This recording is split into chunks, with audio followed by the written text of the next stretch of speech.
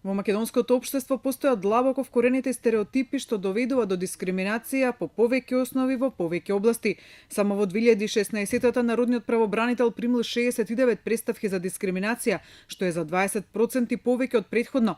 Најмногу од нив 18 се однесува за дискриминација во работен однос, а 17 за дискриминација по етничка припадност.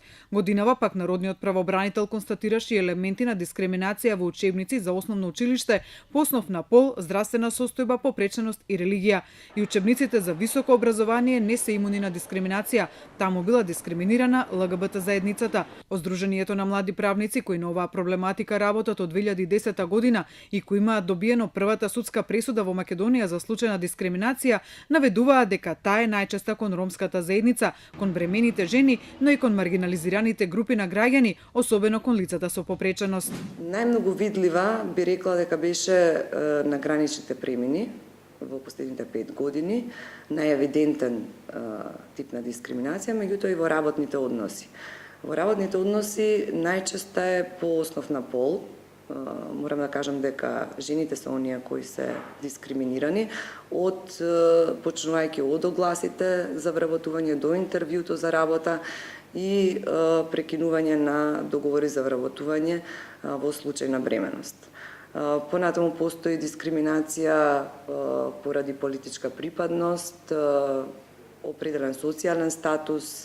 Според Оровчанеца Аранџеловиќ постојат две причини за зголемување на бројот на пријави за дискриминација од страна на граѓаните. Прво затоа што кај граѓаните постои сега одредено ниво на свест за тоа што е дискриминација и што подразбира нееднаквиот третман. Тоа не значи дека ние сите сме еднакви и исти, туку дека треба да имаме еднаков пристап до правата кои ни се загарантирани и од друга страна е привилегирањето, односно немање еднаков пристап до правда за сите граѓани во Република Македонија. Значи привилегирање на определени категории на граѓани. И во извештајот за 2016-та на Хелсинскиот комитет за човекови права се наведува дека најмногу дискриминација се прави по основ на етничка припадност, пол, политичка припадност, попреченост и религија. Лани тие регистрирале 10 случаи на дискриминација по етничка припадност, 8 по политичка, по 3 случаи по основ на пол и попреченост, но не се занемарливи 16 случаи на дискриминација кои ги завеле во графата друго.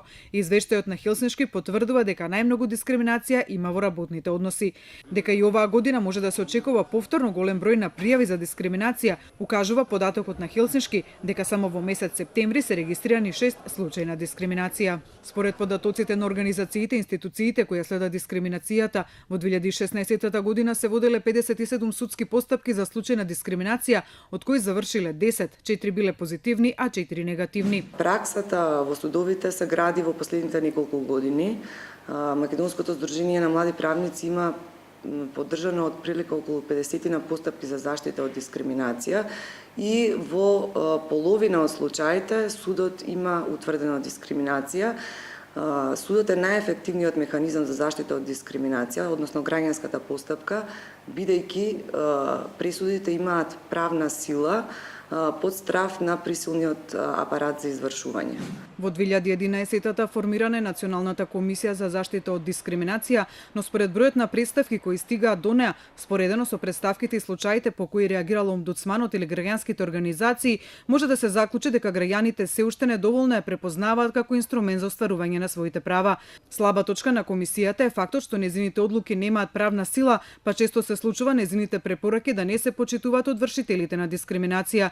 До комисијата лани стигнале 60 представки за дискриминација, но не само од граѓани, туку и од правни лица и граѓански организации. Во 2016-та таа утврдила дискриминација само во 7 случаи, а во 31 констатирала дека не постои такво нешто. По 20 представки се прогласила за ненадлежна.